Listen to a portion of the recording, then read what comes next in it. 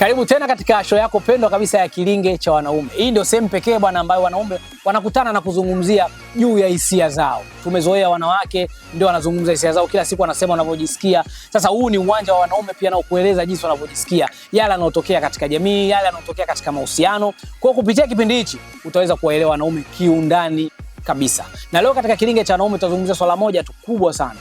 Ni kwa nini wanaume wanaposalitiwa inakuwa ni issue kubwa sana na inakuwa ni ngumu kusamehe. Wanaumia sana tofauti na wanawake wanaposalitiwa. Tutasikia na tutapata majibu kujua ni kwa sababu gani wanakuwa ni ngumu wao kuweza kusamehe. Sasa baki na mimi hapa. Hiyo itakuwa ni jambo la kwanza. Jambo la pili, wataenda kutuambia ni sababu zipi zinapelekea wao kusaliti ama wao kusalitiwa. Kwa mtazamo wao nafikiri ni sababu zipi? Si ndio? Watatutajia sababu zao. Lakini kwenye swala zima ya tatu watatuambia hatua gani zichukuliwe ili kuweza kutatua migogoro ya usaliti katika mahusiano. Baki na mimi hapa uweze kupata faida mambo yote hayo matatu. Kama wewe mwanamke, hiki kipindi kinakufaa sana kuweza kuwaelewa wanaume. Na kukaribisha, baki na mimi hapa. Naitwa Momba Crispin. Hiki ni Kilinge cha Wanaume. Nipo na wanaume katika kilinge chao. Naam. Twende kazi. Bwana, mambo vipi? Bwana poa. Salama kabisa. Safi kabisa. Naona leo mambo ya kahawa. Bwana, niwekee na mimi kahawa ndugu yangu hapa. Wakati tunaendelea kunyambua tunapata kupata ujumbe mzuri. Jamani, mada ya leo ndio hiyo. Ndugu zangu, tumeisikia. Wanawake wanapenda kujua kwa nini wanaume nyinyi mkisalitiwa inakuwa ni ngumu kusamehe. Tena inapelekea tu mnavunja hadi ndoa. Ndio. Lakini wao mkiwasaliti ni wepesi kusamehe na mnataka msamehewe, lakini nyinyi hamtaki kusamehe. Ni sababu ipi inapelekea wanaume kushindwa kusamehe ama kuumia sana kuliko wanawake katika usaliti?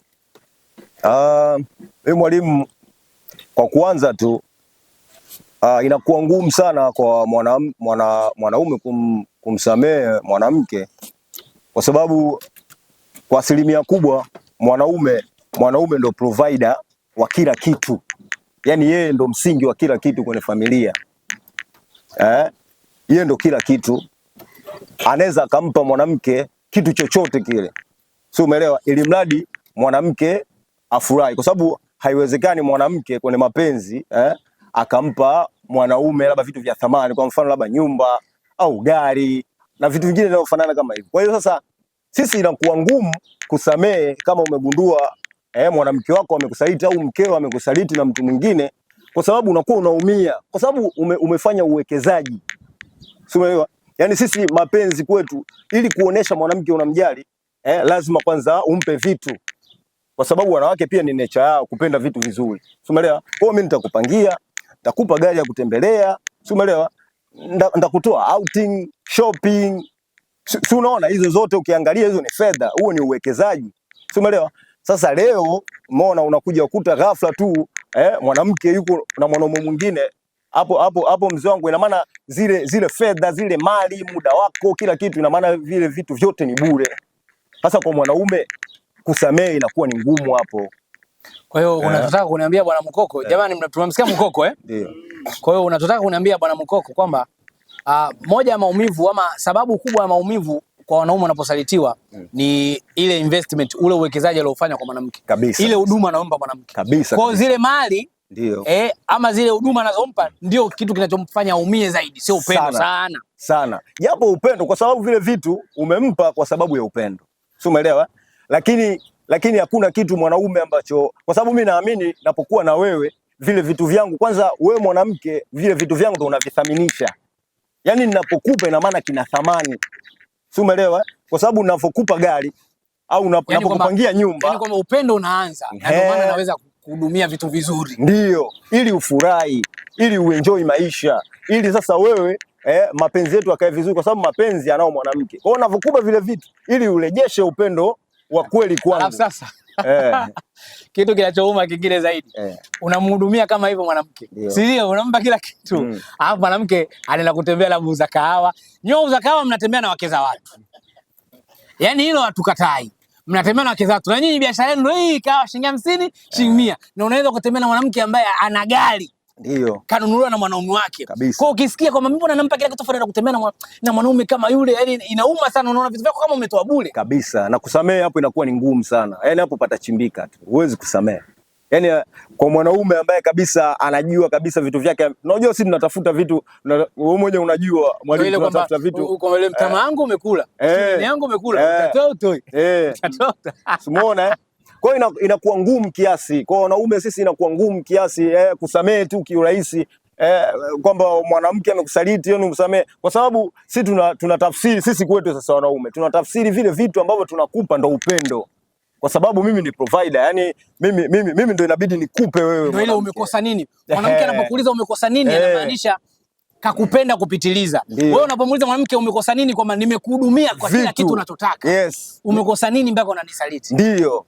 Kwa hiyo sasa hapo kukusamehe kirahisi inakuwa ni ngumu sana. Bwana, mmepata kumsikia Mukoko mwamba huyo hapo. Amerudi tena anakuambia sababu pekee inawafanya wanaume wengi kushindwa kusamehe ama kuumia sana pale wanaposalitiwa ni katika namna ya kufikiria jinsi walivyoinvest, walivyowekeza, walivyoonyesha upendo kwa mwanamke kwa kumjali, kwa kumpa kila kitu anachokitaka, alafu dakika mwisho anaweza kuniumiza. Kwa hiyo upendo wa mwanaume hauendi katika hisia tu moja kwa moja. Pia unaenda katika uwajibikaji na utekelezaji wa baadhi ya vitu. Unaona kabisa. Inauma jamani, mwanamke umemjengea nyumba, katika nyumba ulomjengea ulompangia unamlipia kodi, anakuja kulala mwanaume mwenzako. Yaani ile kodi kama unamlipia hela wala wake. Haiwezekani. Inakuwa ngumu. Ndio hii mtu unakuja kuuliwa jamani. Ndio. Unalala kwenye nyumba hujui mwanamke analipa kodi na nani jamani. Kabisa. Ndio hii usiende kulala kwa mwanamke. Wanaume kama hao wanakasirika, wanawalipia kodi wanawake zao, nyinyi mnaenda kulala kia salasala. Wananunulia wanawake magari, nyinyi mnaenda kuyapanda kia salasala au kuendesha. Kwa kitu kimoja kinachouma wanaume kama wewe mwanamke ulikuwa ukifahamu ni hizo huduma wanazoweza kukupatia. Na hii nimeweza kuiona hata mwanamke akiwa ana Mario. Yaani mwanamke ndo anamhudumia mwanaume. Pia inageukaga mwanamke ndo anakuwa anaumia zaidi akisalitiwa na Mario. Alafu Mario anakuwa aumii sana akisalitiwa na mwanamke anampa hela. Kwa hiyo tunaona hiyo pia ina nguvu sana. Mukoko wewe ndo kazungumza katika namna hiyo, nadhani umemuelewa kwamba moja ya sababu kubwa inayofanya wanaume wajisikie vibaya ama waumie zaidi pale wanaposalitiwa ni kuwa provider kwa mwanamke, kumpa kila kitu lakini bado unaona anakusaliti na muuma zaidi. Sasa Master, nataka uniambie nje na hii kuwa provider, kumpa mwanamke kila kitu na bado akakusaliti inauma sana. Nataka uniambie kitu kingine unachodhani kwamba kinapelekea wanaume kuumia zaidi pale wanaposalitiwa tofauti na wanawake. Ni kitu gani kingine? Hapo mimi nadhani kitu kingine ambacho inakuwa ni vigumu sana sisi wanaume wasaliti, kushindwa kuwasamehe wanawake zetu wanapotusaliti ni swala zima la heshima. Sababu mwanaume ukipima hata kwenye siri tu washikaji, mwanaume mwenzako anapokuvunjia heshima kidogo inakuwa kipengele. Kwa tatizo. Yaani heshima kwamba huyo mwanaume anatembea na mkeo kakuvunjia kwanza heshima. Yaani ni heshima ambayo hapo bado hujaja kwa mwanamke sasa. Hapo na hicho na hilo ndio kosa la jinai. Yaani mwanamke wako hilo ndio kosa la jinai ambalo anaweza kulifanya. Na akafanya mahusiano akaishi hapo. Yaani atafanya makosa mengi. Ndio. Lakini kwenye swala la wewe kwenda yaani ni sisi huwa tunapata hasira ambazo kuzizuia inakuwa ni vigumu. Heshima. Yaani heshima yangu inavunjika tena kirahisi tu, yaani bila hata sababu za msingi yani. Yaani kidogo watu tunapata muda wa kujifikiria, unafikiria da mwanamke mwenyewe ni kweli mwanamke wangu labda simhudumii labda na nini kama alivyosema Mkoko. Sasa unakuta mtu anamhudumia alafu baadaye anakuja na kuvunjia heshima.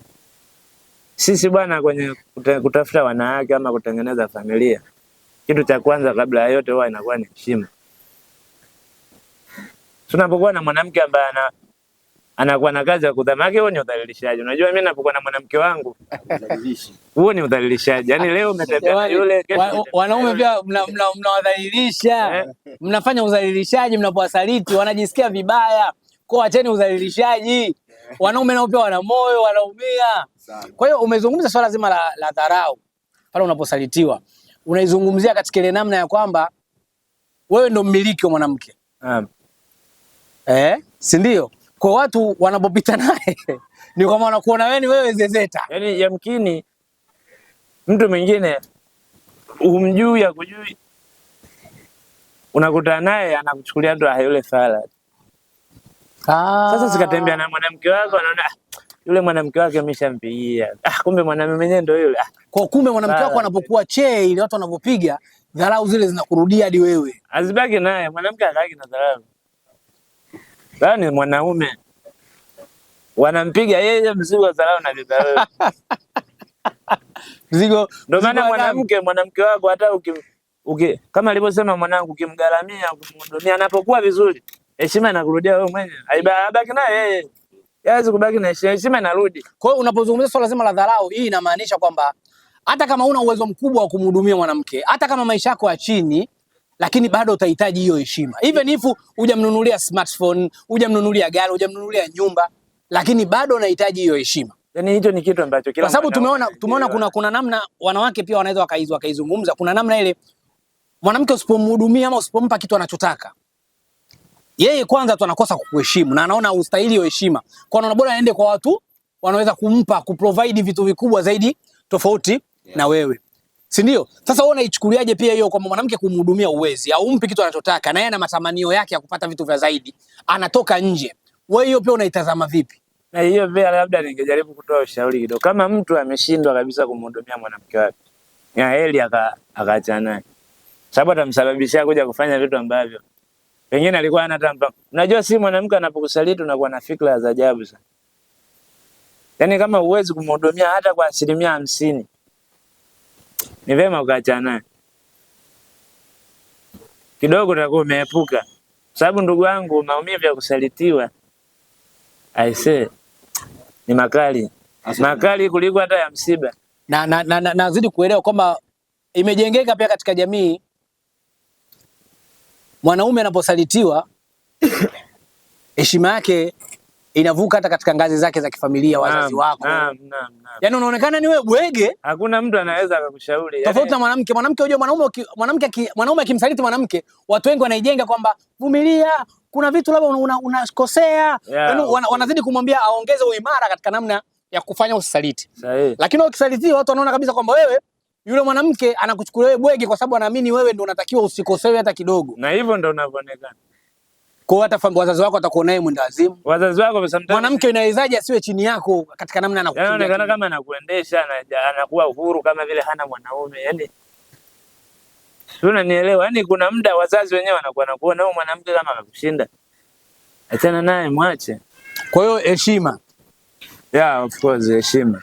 Kwamba heshima ndio kitu ambacho kinatufanya sisi wanaume tunakuwa tuna hasira sana kiasi kwamba kumsamehe mwanamke tena inakuwa ngumu, kwa sababu kitu kingine kinachosababisha tunashindwa kuwasamehe ni ile kwamba naonekana vipi sasa.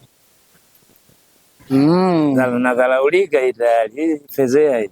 Kwa hiyo tumeona hapo kwa Master, tumeona kwa Master yeye pia Mukoko amesema swala zima la provider, yeye anampa kila kitu mwanamke, lakini mwanamke anapomsaliti inakuwa kama kamfanya yeye si kitu na kuona jitihada zake alizozitumia hazina msingi wowote. Lakini pia Master anakuambia heshima mwanamume haiji tu kwenye yale anayofanya yeye binafsi, pia hata kwa mke anayemchagua. Kwa mwanamke kuna mambo akiyafanya anamvunjia heshima mwanaume na atatembea na aibu hiyo kwa muda mrefu. Ndio maana unakuta anaona ili kurudisha heshima yake inabidi amwache mwanamke huyu ama react katika namna ambayo jamii ione kweli ameguswa ama kweli kuna kitu amekifanya. Heshima ndio Master alichokizungumza. Sasa labda twende kwa mkubwa hapo. Wewe unazungumziaje hili swala? Kwa nini wanaume wanaposalitiwa inakuwa ni ngumu kusamehe na wanaumia zaidi tofauti na wanavyosalitiwa wanawake? Wanaume inawauma sana kwa sababu cha kwanza kabisa, mwanamke anapomsaliti mume wake au anaposikia taarifa za kusaliti, mwanaume anaona kama vile ameingia sehemu ambayo, yani kuna mtu amekuja kuingia sehemu ambayo yeye hakutarajia mwanaume yote kuja kuingia. Yani watu wamemuingilia katika himaya yake. Kwa sababu yeye alichotegemea ametengeneza ua ambalo ni la kwake yeye, kwa muonekano wake yeye aliotegemea kuwa nao. Sasa atakapoona mwanaume mwingine anakuja yani kuvuna lile ua, maumivu yanakuwa makali sana. Na chote kile unachokiona mpaka kinatokea ni upendo. Na ndio maana unaona kwamba mwanaume kaua, mwanaume labda kaenda huko anaweza akafanya kitu tofauti chochote kile kwa sababu ya upendo. Na unaona kuna wanawake wengine wanapigwa na kwamba mimi nimepigwa sana.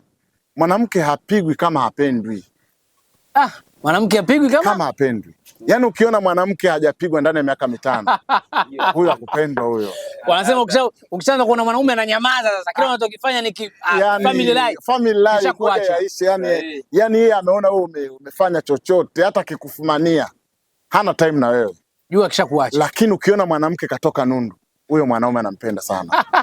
Wale wanawake wakupigwa wale wanawake wakupigwa wanawake wa manundu Sawa, ushaambia bwana, mwanamke akikupiga, hiyo ni moja ya ishara kwamba anakupenda, kwa maana mwanaume kaumbiwa kupenda. Kwa hiyo unapofanya jambo likamuumiza, yeye ana react mara mbili ya utakavyoumia wewe. Kwa hiyo unapopigwa sometimes, ukiachana ule unyanyasaji, lakini kuna vile vibao vya mapenzi, wenyewe mnasema makofi ya mapenzi, yale yanakujaga kwa sababu tu ya hasira ya upendo. Nipe vitu Lama. Kwa mfano, kwa nini mwanaume huwa anaumia zaidi? Unaweza kumkuta mwanamke hana elimu. Huyu mtafutaji ameenda amemchukua wewe mwanamke, amemsomesha, amesoma, ana kazi, wana familia na wana watoto. Lakini mwanamke anachokihitaji kitu kimoja, huenda mwanaume amejaliwa na Mwenyezi Mungu. Kutokana na pale walipofikia, mwanaume huenda amepata kazi nyingine. Mwanamke ana misi kitu kidogo kinapelekea yeye kumsaliti mumewe, na mwanaume akiangalia vitu alivyofanya kwa mwanaume, ana haki ya kuondoka na wala asamei, kwa sababu ile wizara ni ngumu sana kwa upande wetu sisi wanaume. Wale wana siri zetu nyingi za sisi wanaume. Na ndio maana tunaona wanaume wenzetu wengine ambao wana wanawake ambao hawatambui nini maana ya ndoa. Sasa una kibamia wewe, una nini? Lakini mwanamke mwenye sifa kuwa mwanamke, wana siri nyingi za sisi wanaume. Sasa pia hapo nimezidi kuelewa kwamba pia kuna uwezekano, ushanifahamu? Pia hapo nimekuelewa kwamba kuna uwezekano mwanamke anapokusaliti unaweza ukajijengea picha kwamba huyu ina maana kanisaliti mimi simfanyi vizuri, kanisaliti kwa sababu labda mimi kibamia, kanisaliti kwa sababu mimi sina fedha, kanisaliti labda kwa sababu mimi mbaya. Kwa hiyo yale mawazo na ile mitazamo inakuumiza zaidi, kwa sababu ushajitahidi katika to the maximum. Na ndio maana kuna mwanaume unaweza kumkuta hapo, nimekuelewa, ananyongonyea kila siku, anakonda kila siku kwenda kumpima, haumwi, hana nini, ni mawazo tu. Kwa hiyo ile ego, ule ukubwa na ukuu wa mwanaume, anapoona mtu kaingia katika imaya yake, anaona huyu kaja kuangusha imaya yake. Maumivu yapoe kaka. Kwa mwanamke kabisa uliompenda na umeona amekusaliti, maumivu yapoe. Na ndio maana kuna wanaume leo wapendwa wao wamechukuliwa na watu wenye fedha, wenye nini, hawajaoa mpaka leo shehe. Wapo tu. Anakuambia mimi siwezi kuoa tena.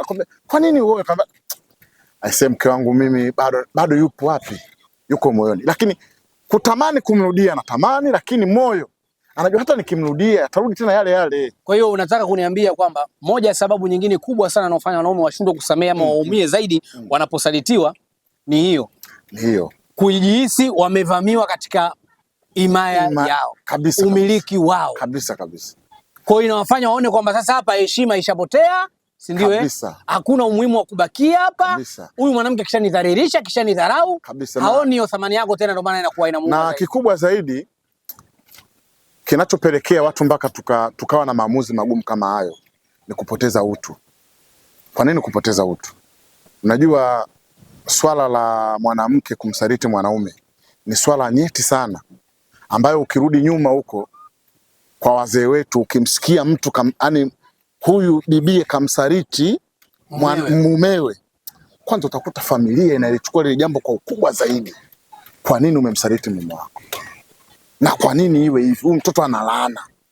Japo kwenye karne yetu tunakwenda nayo haipo. Na pia nimekuelewa, ukawaida unakuja zaidi kwamba mwanamume anaonekana, wapo wenzetu katika imani kama ya mwenzetu kwamba una uwezo ukaoa wanne. Kwa mwanaume imejengwa pia hata katika jamii kwamba kuwa na wanne pia inaweza ikawa sio issue, lakini kwa mwanamke ni issue. Kwa hiyo hata hiyo pia inachangia kuonekana sio sawa mwanamke kwenda kushare utupu na wanaume wengine. Tena ndio jambo ambalo limetupelekea sasa hivi kuonekana katika jamii kwamba uadilifu wa ndoa umekuwa ni mchache sana.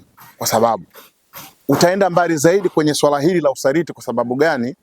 Wengi tunaokutana nao, wanaume wengi, ukikaa naye hata dakika 10 anakupa maumivu. Yaani kati yetu sisi katika familia zetu za ndoa hakuna mwanaume ambaye hana maumivu. Kwa hiyo nazidi kupata bana. Ukimsikiliza huyu unaweza kugundua kitu kimoja. Kumbe pia sababu ya wanaume wengi sasa hivi kutooa, sababu ya wanaume wengi sasa hivi kutokuwa na imani tena na mahusiano, kwa sababu wengi wanaona hata tukioa ule umiliki tena kama zamani haupo. Utaoa utakuwa umeolea watu. Kwa nini? Kwa sababu wanawake wamefikia hatua wanaondoa utu wa wanaume kabisa zao. Kwa hiyo jamani, niwaambieni tu ukweli, wanaume pia sababu zinawafanya wasioe ni ile kukosa imani na wanawake. Sasa hapo mimi nimekuelewa sana vizuri bwana. Bwana Lama ameongea kitu kikubwa sana kwamba Imaya, mwanaume anapokuoa maana yake anakumiliki. Sasa wewe unamiliki simu, mtu anakuja na iiba, mzozo huu mkubwa, vita hiyo. Kwa hiyo mwanamume akioa anachukulia na kumiliki, sio tu upendo peke yake. Kwa anapokuja mtu katika himaya kukuchukua, maana yake amevunja ufalme wa huyu mtu. So tumesikia kwa upande wa Lama amezungumza kwamba ego, ukubwa ama ukuu wa mwanaume unatukuzwa kutoka katika ngazi ya familia. Kwa hiyo mtu anapokuja kuvunja ule ukuu, unamshusha na unamharibia na unamuumiza sana. Sasa tupate kusikia pia kwa Jabiri. Yeye anadhani ukiachana na ukuu Jabiri, ukiachana na provider, ukiachana na heshima, ni kitu gani kingine kinamuuma zaidi mwanaume anaposalitiwa tofauti na mwanamke? Mimi kikubwa naona kwa upande wangu ni kuhisi upendo umepungua kule mwanamke. Yaani unajua mahusiano siku zote yanaanzishwa na upendo. Unaelewa? Mimi na approach mtoto wa kike, anaweza akawa asinielewe, asinipende, lakini nikatumia nguvu kumshawishi mpaka akafanya nini? Akanipenda kutokana na vile ninavyokuja kumapproach. Lakini baadaye anakuja ananikubali, tunaanza mahusiano, tunakuja tunaingia mpaka kwenye ndoa. Si ndio hivyo? Alafu baadaye unakuja kuona na kusaliti. Kwamba kilichopelekea huyo akansaliti ni upendo kwake. Unafanyaje? Ule upendo umehamia kwa mtu mwingine. Kwa sababu kikubwa mimi nachokiamini mimi, mwanamke hawezi kulala na mwanaume ambaye hajapenda. Yaani mpaka mwanamke analala na mwanaume mwingine, yani amempenda, anamvulia nguo zake, anampa utupu wake, ni kwa sababu anampenda. Sasa yupo na mimi kwenye ndoa, si ndio? Alafu anatoka anaenda kulala na mwanaume mwingine, kwamba mimi najiona kwamba tayari ule unyonge unaingia, kwamba kinachoniumiza ni kwamba mimi hanipendi tena, yani hanipendi, afu niponee kwenye ndoa, na kwa vile naye vipi kwenye ndoa na ile hali hanipendi. Sawa, hapo nimekuelewa. Kwamba jamani, nimemuelewa vizuri Jabiri, kwamba kinachouma wanaume zaidi, usaliti wa mwanamke wanaochukulia ni usaliti wa mapenzi ama wa upendo, kwa sababu wanaamini mwanamke anasaliti pale anapokuwa na hisia napo. Tofauti na wanaume. Wanaume sio wanasema tamaa tu. Akipata kukoa tu raundi ya kwanza, akili inarudi kwa mkewe. Ila mwanamke mpaka afikia hatua anamvulia nguo mwanaume mwingine, na maana kampenda ama ana hisia na yeye. Sasa hiyo tafasiri mwanaume anaitafasiri kabisa kwamba ina maana huyu anipendi tena, anampenda mwingine kuliko mimi, ili akifikiria na muumiza zaidi. Na kuelewa sana Jabiri. Kwa hiyo hicho ndo kinachotuumiza sisi wanaume, kwamba mimi mwanaume kweli nitatoka na yani nitakuwa na mke wangu anaweza akanifumulia zaidi ya mara moja, akanifumania zaidi ya mara moja, lakini kwa kweli ikawa fresh, na hata akienda kuwashirikisha wazee wake zaidi asawaswa kwa mama zake, yani miongoni mwa vitu atavomsisitiza, nafikiri hata kwenye vichempati huko ndio amesisitiza, ni kwamba wanaume wameumbiwa matamanio, mwanaume kaumbiwa tamaa. Mwanaume anapoenda kutoka na mwanamke mwingine maanisha akupende, mpaka amekuoa amekuweka ndani kwa waona wale wote, unaelewa, lakini amekuweka ndani kwa sababu anakupenda. Kwa hiyo mpo ndani, tulia, hayo mengine ya nje achana nayo, kwamba wazee wao wenyewe wanawaambia hivyo vitu, si unaelewa? Kwa hiyo mpaka sasa mwanamke akija akitoka, si ndio wewe ukaenda kuambia mzee wako, kikubwa atakwambia mwanamke achana naye. Tayari hapo yani upendo tunaambiwa kabisa, mwanamke ukiona mwanamke amekusaliti, miongoni mwa kosa kubwa la mwanaume kulifanya ni kumsamehe mwanamke alimsaliti. Lakini hakuna mahali utapokuta kwamba miongoni mwa kosa kubwa mwanamke atafanya akimsamehe mwanaume aliyomsaliti, hapana. Kwa sababu wanaume tumeambiwa sisi Waislamu ni sunna kuwa mpaka wanawake wanne. Na wapo wengine wanamke zaidi ya mmoja, mke mkubwa, mke mdogo, na wanatambuana kwamba na wanakubali kwamba mwanamume kwa mwezi mwanamume wake anamwona wiki moja, mwezi na wiki 4 yeye anazigawa, hii kwa Hadija, iko Fatuma, kwa Aisha, unaelewa, na wanakubali na wameridhika. Lakini wewe katika wale wake zako wewe wanne, ukimwona mmoja tu kukusaliti, sheo ugomvi ni mkubwa. Lakini sasa jiulize wewe, mpaka una mke wa kwanza mmoja, unaenda kuongeza wa pili, umeanza naye vipi? Si ulianza kwa kumsaliti huyo? Ndio. Umemapproach umenini mpaka huyo ameelekea ndio ukaenda. Kwa kiasiri kabisa mwanaume inawezekana kuwa na mwanamke zaidi ya mmoja. Kiasiri. Na mimi mwisho nitakuja kukuambia kwa nini inawezekana. Maana najua kuna watu wanalalamika, mnajipendelea. Mimi mwisho nitakuja kukuambia sababu na kwa nini mwanaume hataki na wanawake wengi, inaweza ikawaisete madhara tofauti na mwanamke. Mwisho mimi nitakwambia na utanielewa vizuri. Si ndio? Kwa hiyo unaruhusa kupita. Kwa hiyo ni kawaida, si ndio? Ndio. Japokuwa kiasiri Mungu kaiumba hivyo. Na wanawake wenyewe ni mashuhuda kwamba unaweza kweli ukawa ndoa ya mtaala wake watawa 4 na wewe ukaona unauiweza tofauti na wanaume. Ndio hiyo, kwa mwanaume ili akupende ina maana kuna vitu inabidi avifanye. Kukudhihirishia kwa maana kupenda. Mwanamke ili umuoneshe mwanaume unampenda, moja hapo ni usimsaliti, mheshimu tu, una kingine cha kuofa. Mume atakupa hela, atakupa nyumba, atakujali, atakufanyia kila kitu. Wewe una cha kufanya kwa mwanaume kumuonesha unampenda zaidi ya kumtunzia heshima yake ya hilo tunda. Nimekuelewa sana. Bwana Jabiri, labda una lolote la kumaliza hapo? La kumaliza naweza nikagusia huko, hata mzee wangu atoa mfano hapa kwamba akirudi nyumbani kwake saa 2 akamkuta mkeo hayupo, kwamba maswali kichwani yanakuwa mengi. Huyu hayupo, mimi sijui, kwamba ipo kiasili hivyo. Mwanamke akiwa nje ya nyumbani kwake, mwanaume lazima ajue mkeo yuko wapi. Lakini mimi nikiwa nje ya nyumbani kwangu, mimi leo sasa nipo Kilingeni, mke wangu hajui kama nipo Kilingeni. Ila yeye inabidi akiwa sehemu. Ila yeye sasa hivi yupo kazini, mimi najua mke wangu sasa hivi yupo kazini. Wewe ndio mkuu wa himaya. Ipo najua yupo kazini. Akirudi nyumbani najua ndio fulani. Lakini akitaka kutoka, mume wangu, mama kaniita mara moja. Mume wangu, afuna mama anaita, hebu ngoja kwanza, nakuja tuende wote. Hebu usiende kwanza, hebu mwambie mama, lakini mimi natoka tu. Mke wangu hajui. Kwamba yani sisi wanaume tayari tumeumbwa hivyo na wao wameumbwa hivyo. Kwa hiyo shehe, ukimwona mwanamke amekusaliti, tunaumia kwa sababu tunajua yani anaishi upendo umeisha, afu anaishi na wewe. Hao bwana, Kilinge kinaendelea kunoga kabisa, watu wamezidi kufunguka, kuna mengi tumeyasikia kihisia. Najua unaweza ukaona complain moja ya sababu, unaweza ukaona unasema kwa nini na kwa hivyo na namna hiyo, lakini ukweli ndio huo, na hapa tumesema tunawekana wazi katika namna vile wanaume wanavyojisikia. Sasa kuna kitu kimoja nataka nikwambie, najua wewe ni mbishi na kuna mengi hapo umeguna walivyoyaongea. Mimi nataka nikugusie tu sababu ya kwa nini wanaume pia wanaweza wakawa na wanawake watatu na isiwe na madhara makubwa ya moja kwa moja, na kwa nini wanaume ni mbaya, wanawake ni mbaya kuwa na wanaume watano. Mfano, mwanaume mmoja akitembea na wanawake 6, wote wakipata mimba ni ya nani? Mimba yako. Mimba ni ya yule mwanaume mmoja anatembea na wanawake wote 6. Mwanamke mmoja akitembea na wanaume 6, inapokuja swala la mimba hapo ugomvi unakuwa kubwa sana. Na tunaona wanawake wengine wanaweza wakasema hii mimba sijui hata nani jana nilala. Sasa hiyo ni moja ya sababu wewe utakiwi kugusa wanaume zaidi ya mmoja, kwa sababu kuna utata wa hata wa mtoto. Ushanifahamu? Tofauti na mwanaume kwenye uzao atatembea na wanawake 10 na wote wakipata mimba ni mimba ya mwanaume.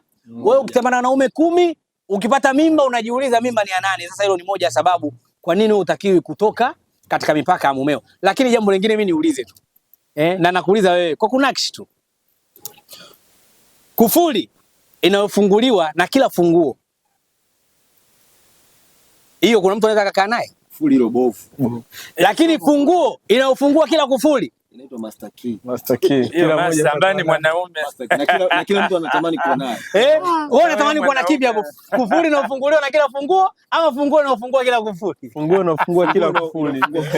Usalama unakuwa zaidi funguo inayofungua kila kufuli kuliko kufuli inayofunguliwa na kila funguo. Sasa nimekupa tu hiyo misemo miwili uweze kuelewa umuhimu wa mwanamke kuwa na mwanaume mmoja tofauti na mwanamume kuwa na wanawake tofauti. Japo inaweza ikawa kama hujarasimisha inaweza ikawa sio nzuri. Sasa tunaendelea na kilinge chetu hapa. Nataka tuende kwenye version ya sehemu ya pili. Tunafikiri ni kitu gani kinaweza kufanyika mwanaume anaposalitiwa akaweza kusamehe? Kwa sababu imekuwa ngumu wanaume kusamehe. Nataka nianze nayo Jabiri.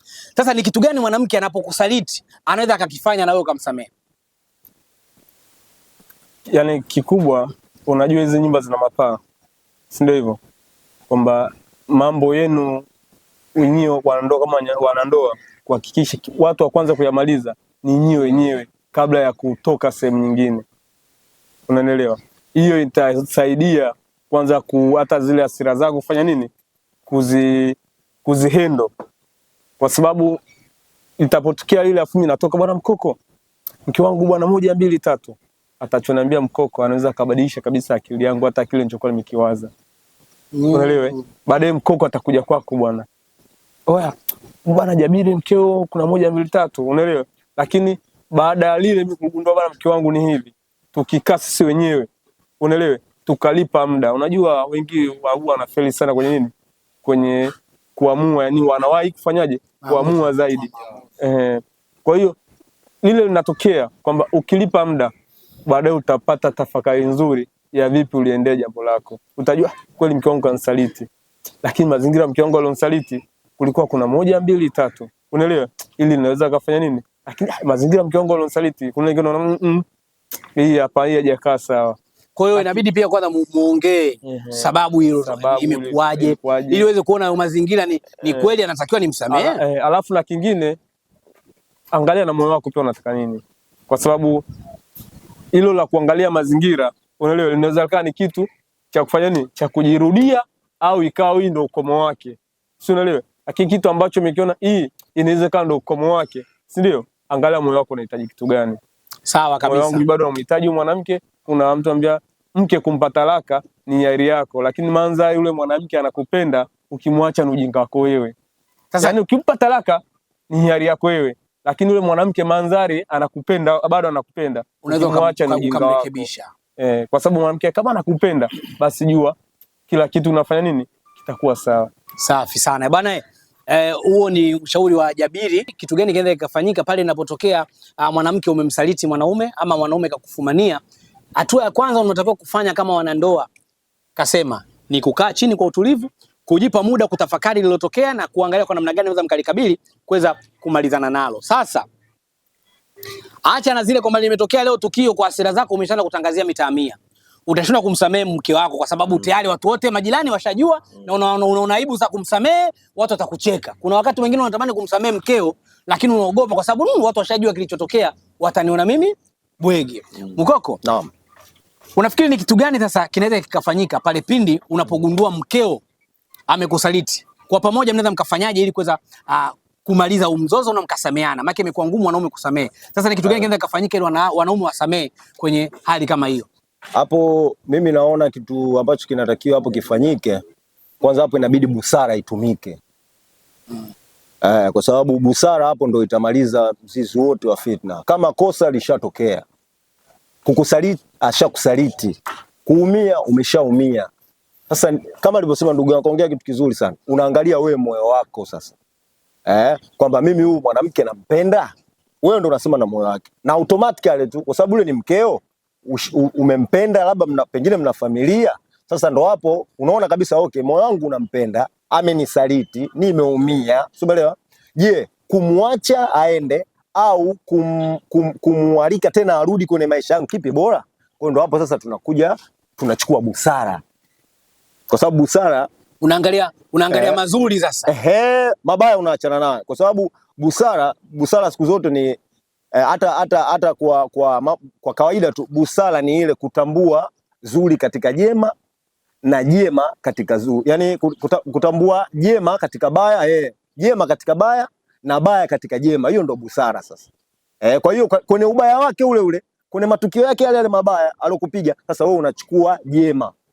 Kwamba bwana sikiliza, huyu pia na mazuri yake. Sasa yale mazuri yake ndo unayachukua. Ndo sasa mimi nafikiri yani yale mazuri yake ndo atakupa nguvu ya kuendelea kumuelewa mwenzako. Naam. Na kukupunguzia hizo hasira na ghadhabu. Kwa sababu wakati wote ukiwaza ile mabaya, na maana maamuzi yanakuja hapo ni mabaya. Ndio. Lakini ukiwaza mazuri pia inaweza calm down na ukafikiria kwamba mnaweza mkasonga mbele. Naam, kwa hiyo inakuja automatically sasa hapo busara inabidi tu. Yaani hapo kigezo kikubwa ili mwanaume arudishe moyo kwa mwanamke aliyemsaliti. Nafikiri busara. Sasa busara ndio labda wazee na nini, ndugu, marafiki unaowaamini. Kwa hiyo unachukua mawazo yao na unachanganya na hisia zako, mnaweza mkarudisha tena. Bwana Mkoko amekwambia pia moja ya kitu kinaweza kikafanyika sasa hivi kwa wanaume zaidi, busara. Naam. Wanawake wanaweza wakateleza akakusaliti. Inaweza ikawa kwa sababu kubwa tofauti, lakini baada ya kukaa chini kugundua amekusaliti kwa sababu fulani ambayo inaweza ikatatulika, tumia busara katika namna ya kumsamehe. Pengine kasema mna familia, mna watoto. Je, athara za kumwacha na athara za kubaki nayo, ipi ni athara kubwa zaidi? Faida za kumwacha na faida za kubaki naye, zipi ni faida kubwa zaidi? Then unaenda na chenye faida, si ndio? Athara unaachana nazo. Katuambia vizuri jamani, wanaume tumeni busara katika maamuzi. Kuna wakati mwingine maamuzi yanatakiwa kabisa kwamba huyu mtu muache, ila busara zinakwambia baki, watoto bado wadogo, bado kuna mengi. Na wakati mwingine unajikuta na wewe unamsalitigi kila siku. Unaweza ukaunganisha kwa hivyo, jana nimefanya. Kwa hiyo kumbe tunasameheana fresh. Kwa hiyo unamsamehe na unafunika kome mwanadamu apite, lakini unatakiwa uzibe ile milija iliyomfanya yeye afanyaje, akusaliti. Huo ni ushauri wa Mkoko katika namna ya kuendea mapatano baada ya usaliti. Bwana Rama, naam, Wewe unadhani kuna kitu gani kingine kifanyike ambacho kitawafanya sasa wanawake kwa wanaume, inapokuja swala la mwanamke wako amekusaliti, nataka wanawake wasikie nini wanatakiwa wafanye na wanaume nao pia wasikie nini wanatakiwa wafanye. Japo natamani umshauri mwanamke anapomsaliti mumewe afanye nini ili amfanye huyu mwanaume ajisikie kumwamini tena na kumsamehe. Japo na mwanaume unaweza kumuongelea, lakini mimi nataka mwanamke apate faida pia. Cha kwanza kabisa mwanamke anatakiwa ajishushe. Kujishusha kwa mwanamke ndiyo inapelekea mwanaume kuona ni mwanamke anayejutia makosa yake. Kwa sababu si binadamu tumeomba kukosea. Pande zote mbili. Kama alivyotangulia kusema wenzangu hapa, Sheikh ameongea vitu vizuri sana. Lakini cha kwanza kabisa ukiacha busara ya mwanaume, kwa sababu kinachomtesa mwanaume hapo ni moyo, ndio anaohangaika nao, sio vitu vingine. Lakini busara ya mwanamke akijishusha, mwanaume atajua kweli mke wangu amekosea. Kwa hiyo nini kifanyike? Wanawake wengi wanakosa busara pale wanapokuwa wamekosea, kwa sababu kwenye swala la usaliti ni swala la mwisho kabisa katika mahusiano au katika maisha ya ndoa ya mke na mume.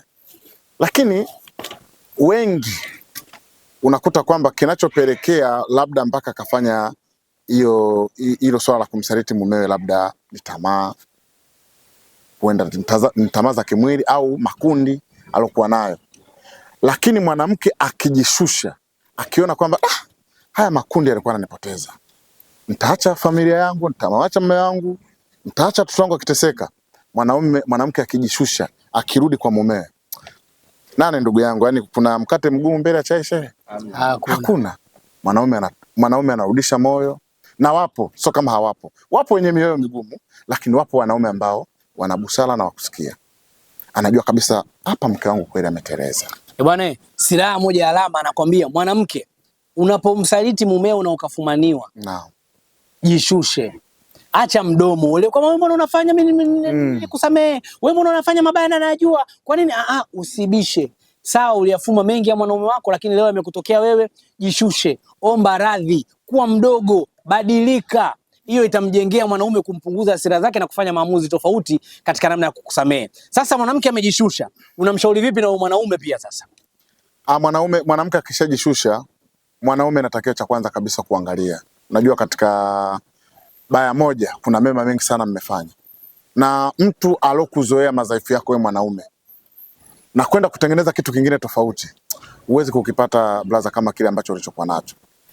Yani cha kwako ni cha kwako tu. Tumetoka kuzungumza kwenye episode iliyopita, yani kile kitu ambacho wewe tayari ushakuwa nacho, kuja kukitengeneza kingine kiwe kama kile ambacho ushakizoea ni changamoto sana. Kwa sababu yupo atakaye kuja kimaslahi, yupo atakaye kuja kusema mwenzangu alipita tu, labda ndio tabia zake, lakini huyu alishajua mwanaume wangu ni wa design gani, niishi naye vipi, nishakosea, mshavivuka vingi, mshajuana vya kutosha. Na istoshe labda huenda kuna vitu vingine mmevitengeneza. Unajua mwanamke anapoteleza, akishagundua kosa lake, haangalii tena kitu gani kitakuja kutokea mbele yake.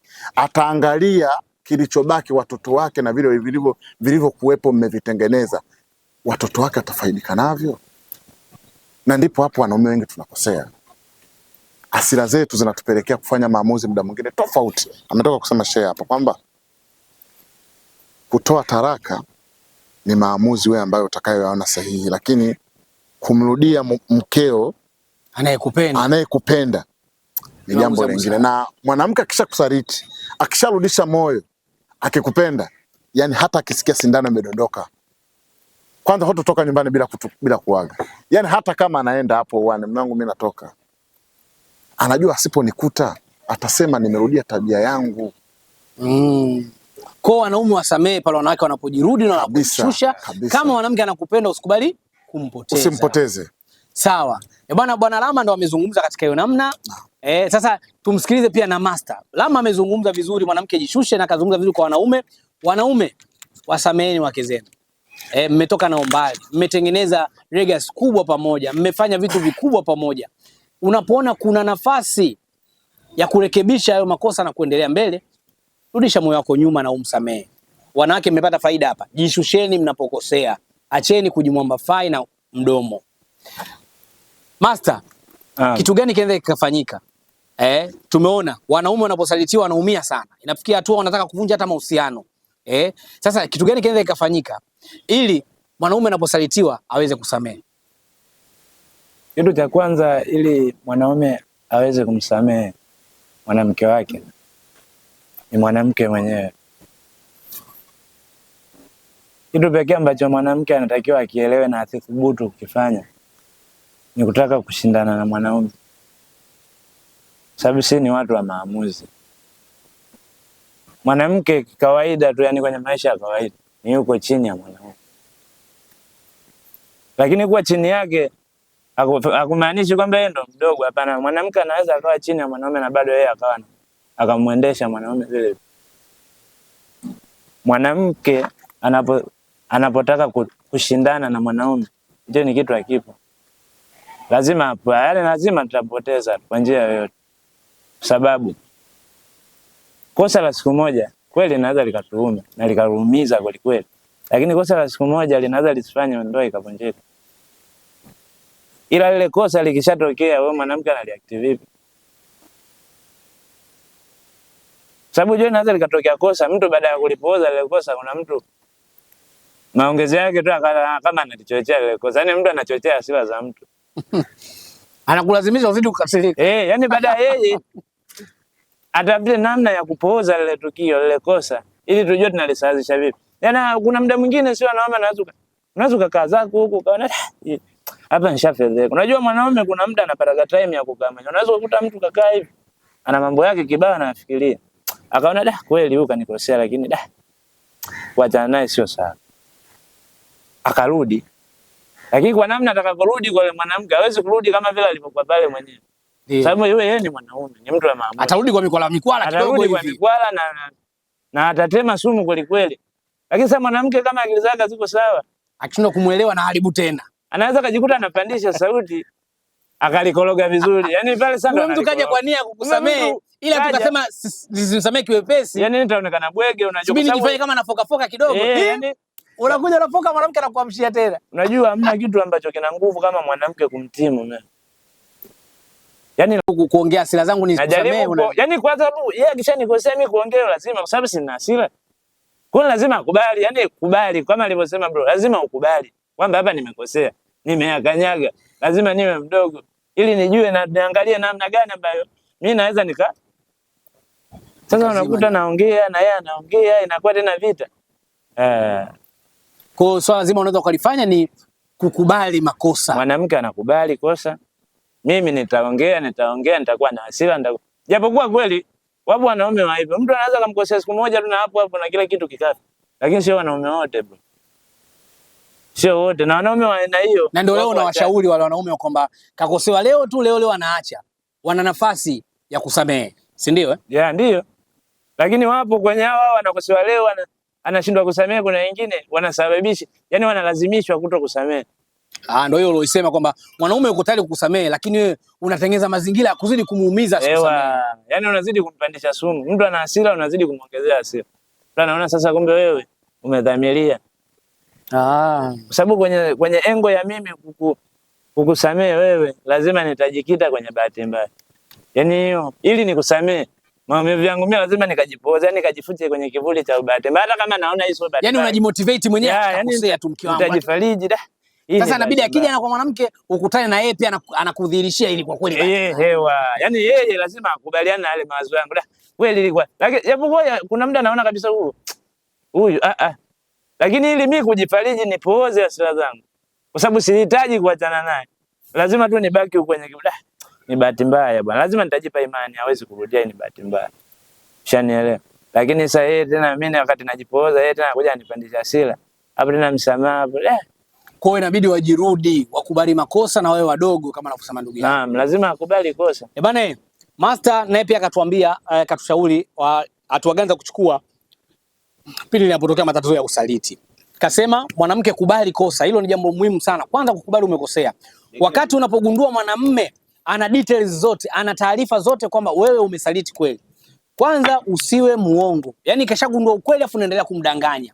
Kubali ukweli, kubali makosa, omba msamaha, na kakwambia akili ya wanaume inavyofikiriaga. Wanaume wanaposalitiwa wanatafuta kila means, kila sababu ya wao kujisikia kwamba uliteleza, ili kujimotivate na kujishawishi waweze kukusamehe. Kwa hiyo na wewe pia jirudi, ili uwasaidie wakati wanajifikiria ulikosea, wahisi ulikosea kweli.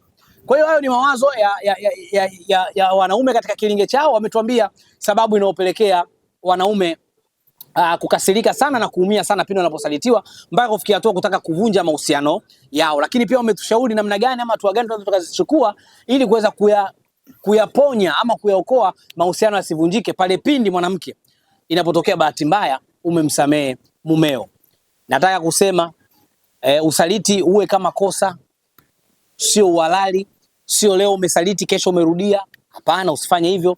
Na usaliti sio mzuri hata kwa wanaume pia, msiwasaliti wake zenu, na wanawake msiwasaliti wanaume. Nilitaka tu kwa leo tuzungumzie upande wa wanaume. Wanawake tumewasikia sana kwenye masuala mengi ya mahusiano. Leo nitaka kusikia wanaume wanazungumzia vipi swala zima la usaliti, na tumewasikia mengi, na uhakika kama ulikuwa unatusikiliza na sisi ama ulikuwa na sisi kuanzia mwanzo mpaka sasa tunapoelekea mwisho, kuna mengi umenufaika nayo. Sasa naomba uniandikie katika message yako, katika ujumbe hapo. Kwa hiyo naomba uniandikie katika comment hapo, tuambie wewe pia unavyofikiri. Labda kuna mengi tumeongea, mengine tuliacha. Unafikiri kwa nini wanaume wakisalitiwa ni ngumu kusamehe, na wengine wanafikia hatua ya kuacha kabisa, tofauti na wanawake? Tuambie. Lakini pia kama una ushuhuda ushaye kutokea, kuna story ishaye kutokea, pia tuandikie tuweze kujifunza na kuweza kuipiga katika kilinge cha wanaume. Ukiwa na swali pia andika. Wiki ijayo katika kilinge cha wanaume nitalileta kama nilivyolileta hili mloko mmeliuliza. Mimi naitwa Mombe Crispin, nilikuwa na Mukoko, nilikuwa na Jabili Master pamoja na Lama, lakini pia ndugu yetu pale muuza kahawa maarufu katika hii Kinondoni nzima. Huyu ndio muuza kahawa maarufu, anapatikana pale mahakamani kwenye mahakama ya Kinondoni hapo Kinondoni B. Ukienda pale unampata, huyu ndio professional. Kwa leo kalikuja kutuhudumia bwana hapa katika kilinge chetu. Karibu sana ndugu yangu. Huyu ndo tutakuwa naye katika nyakati zote. Lakini nipende kumshukuru pia nyuma ya kamera. Siku zote mnaona tunaonekana vizuri, mambo yanaenda vizuri. Nyuma ya kamera kuna mtu mmoja ana majina mengi. Anaitwa Messi, kwa sababu footballer huyu. Lakini pia anaitwa Mshishi, jina lingine anaitwa Crispin. Tunamshukuru sana hapo kutoka nyuma ya kamera. So hadi wakati mwingine tena, mimi napenda tu nikuage, na tusikose katika vipindi vingine vya Kilinge. Hapa ndo mahala pekee unapata kujua hisia za wanaume kutoka katika kilinge chetu. Hadi wakati mwingine tena. Bye bye. Igwe. Igwe. Igwe. Ndoa za masingo mother zinadumu. Ndoa ya anajua kabisa kwamba huyu mwanaume mwanamke kama mwanamke, lakini kwa mwanamke mwenye mtoto, lakini ndio huyo mwenye tabia njema.